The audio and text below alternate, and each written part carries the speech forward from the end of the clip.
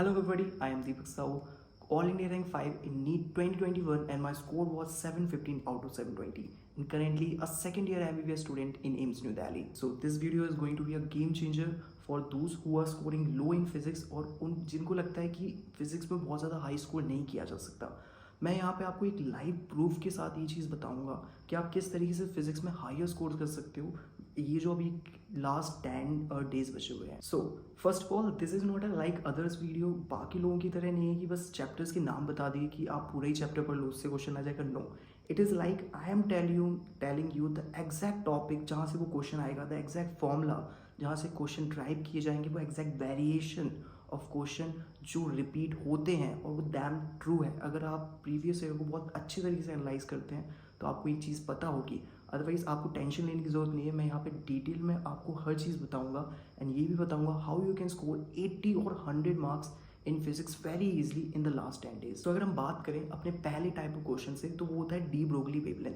चाहे आप 2021 का पेपर उठा लें, 2022 का उठा लें या फिर 20 का उठा लें, उसके पहले 1918 का उठा लें, डी ब्रोगली वेवलेंथ से क्वेश्चन हैं। As you can see on the screen में आप देख सकते हैं प्रीवियस ईयर के क्वेश्चन एज वेल एज जो फॉर्मूला है डी ब्रोगली वेवलेंथ का सिर्फ एक ही फॉर्मूला है, उसी के बेसिस पे सारे क्वेश्चंस को सॉल्व किया जाता है अगर आपको फॉर्मूला की अच्छी अंडरस्टैंडिंग है।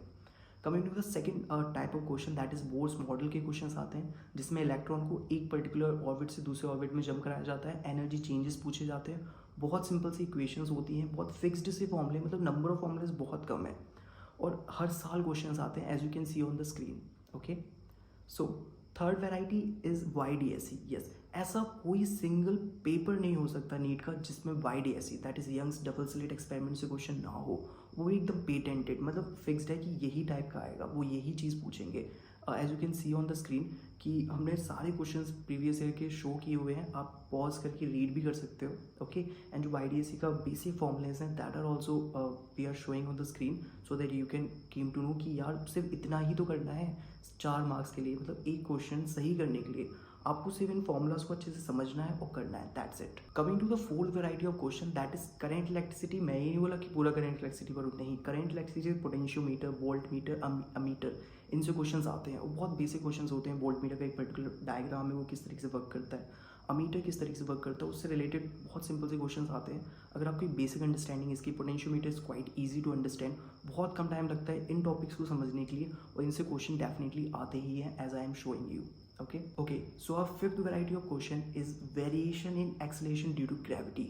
यानी कि वो आपको दे देंगे कि हम एक h हाइट पे चले गए तो g की वैल्यू में क्या बदलाव आएगा, या फिर d डेप्थ पे चले गए तो g की वैल्यू किस तरीके से बदलेगी। इसके सिर्फ सिंपल 2 ही फॉर्मूले हैं बट उनको समझना बहुत इंपॉर्टेंट है क्योंकि यहाँ पे हर वक्त जो डिस्टेंस होती है वो सेंटर, अर्थ के सेंटर से ली जाती है, तो आपको इसकी बेटर अंडरस्टैंडिंग होनी चाहिए इसको करने के लिए।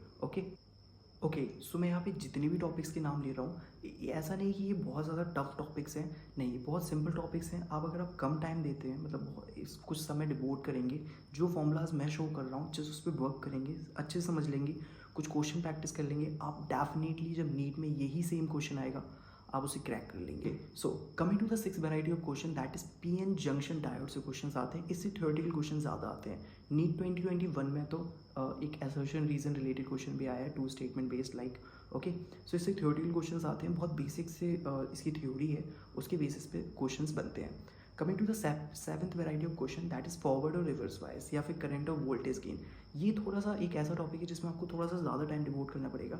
अगर आपको कन्फ्यूज़न है इसके चार्ट को समझने में या फिर ये कैसे वर्क करते हैं, ओके, सेमीकंडक्टर्स एंड ऑल, तो आप मतलब इसको छोड़ भी सकते हैं बट इससे क्वेश्चन आता ही है। Coming to the eighth variety of question that is logic gate. ऐसा नीट का कोई पेपर नहीं है लाइक द YDSE जैसे मैंने बोला था जिसमें लॉजिक गेट का क्वेश्चन ना दिखे। नीट, जी मेंस सब में गेट्स के क्वेश्चन आते हैं और आपके नीट में जो गेट्स के क्वेश्चन आते हैं इट्स नॉट लाइक कि बहुत ज़्यादा टफ वो स्ट्रक्चर देते होंगे, नहीं, ऐसा नहीं है, बहुत सिंपल से कॉन्सेप्ट्स होते हैं, आपको बस थोड़ी सी प्रैक्टिस करनी है एंड गेट्स काफ़ी ईजी होते हैं और बहुत आसानी से आप स्कोर कर सकते हैं। ओके, सो इससे रिलेटेड और भी चीज़ें मैंने यूट्यूब पे देखी हुई है, मतलब बट कुछ ऐसी वीडियोज़ हैं जो मैं देखता हूँ तो वो लोग क्या करते हैं, वो एक लाइन से बताना तो स्टार्ट करते हैं बट वो पूरा चैप्टर्स के नाम बताने लग जाते हैं, मतलब चैप्टर वाइज। तो I am not telling you the chapter wise thing, I am telling you the exact topic and the formulas related जिससे क्वेश्चंस बनते हैं और हर साल आई एम शोइंग यू प्रूफ कि इससे क्वेश्चन आए हुए हैं। सो इसकी हाई प्रोबेबिलिटी है कि इस साल नीट 2023 में वो क्वेश्चंस आएंगे definitely. Okay, coming to the ninth variety of question that is tuning fork और ऑर्गन पाइप से क्वेश्चन आते हैं। आपने देखा होगा close organ pipe, open organ pipe, कुछ पर्टिकुलर फॉर्मूलाज होती हैं, फ्रीक्वेंसीज निकालनी होती है। बहुत सिंपल कॉन्सेप्ट है, थोड़ा सा टाइम दोगे आप डेफिनेटली उसके क्वेश्चन को क्रैक कर लोगे। Okay, 10th variety of question is SHM। SHM देखो बहुत बड़ा टॉपिक है, बहुत कन्फ्यूजिंग भी है, बहुत सारे लोगों को काफ़ी सारे डाउट्स भी होते हैं। तो अगर SHM आपको पूरा नहीं करना है तो उसमें एक पर्टिकुलर सेक्शन है that is time period. So time period in different conditions, मतलब हालांकि टाइम पीरियड एक इंटरेस्टिंग टॉपिक है। सो time period in different conditions में टाइम पीरियड कैसे निकालते हैं वो आपको समझ लेना है कि टाइम पीरियड से क्वेश्चन आते ही है। ओके, नहीं तो एक पेंडुलम का जो टाइम पीरियड होता है उस पर एक क्वेश्चन बनता है, वो ज़्यादा चांसेस उसके आने के। Okay, coming to the 11th variety of topic that is Doppler's effect. Doppler's effect is a very interesting thing. Okay, बहुत सिंपल सा कॉन्सेप्ट है, बस एक ही फॉर्मूला है, आपको बस ये समझना है कि उस फॉर्मूले में हमें चीज़ों को पुट कैसे करना है। सो आपको बस फॉर्मूले की अंडरस्टैंडिंग चाहिए। डोपलर्स इफेक्ट में थोड़ा सा सिचुएशन को समझना है कि क्या चल रहा है, कौन सा ऑब्जेक्ट मूव कर रहा है, कौन सा रुका हुआ है, कौन सुन रहा है, ओके, कहाँ से साउंड आ रहा है, दैट्स इट। बस इतनी ही चीज़ों को समझना है। Formulas I am showing you, questions I am showing you on the screen, जो प्रीवियस ईयर में क्वेश्चन आए हुए हैं। मैं ये नहीं बता रहा हूँ कि 2012 में क्वेश्चन आया था, आई एम टेलिंग यू कि 21, 22, 20, 2020 ऐसे क्वेश्चंस आए, मतलब रिसेंट ईयर्स में ये क्वेश्चंस काफ़ी रिपीट हुए हैं इन्हीं टॉपिक्स के सेम फॉर्मूलाज पे। Okay, so coming to the next variety that is radio activity. Radio activity से क्वेश्चन आता है, जैसा मैंने कुछ वीडियोस में कहा है कि modern physics is quite easy to understand, बहुत ज़्यादा टफ नहीं है, बहुत आसानी से क्वेश्चंस क्रैक किए जा सकते हैं। Radio activity is one of the things, these are the questions and बहुत सिंपल फॉर्मूलेज हैं, ज़्यादा फॉर्मूलेज नहीं है।